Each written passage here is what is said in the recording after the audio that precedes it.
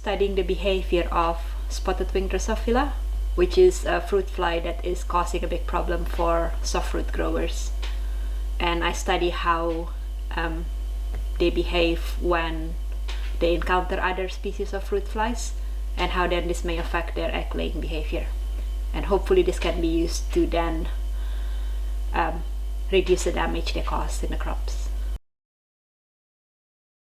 How applicable it is to the farmers, because hopefully the result of the project will then be used enabling farmers to reduce inputs to their crops by finding out whether we can harvest natural chemicals that we can use to then reduce egg laying caused by the fruit flies.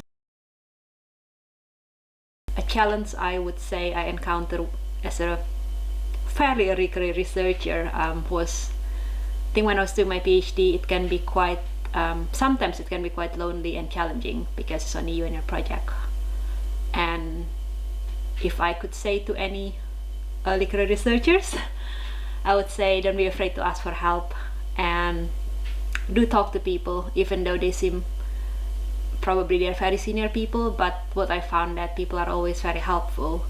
So talk to them, ask for help if you need to, and you're never alone.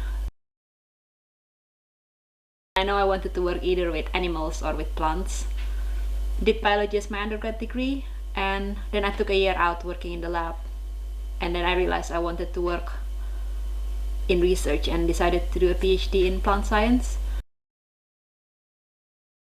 I would say quite admire Rosalind Franklin, who is involved in discovering DNA structure, and mostly because during her time women scientists are still very rare, and even for her, her work was properly acknowledged after she passed away.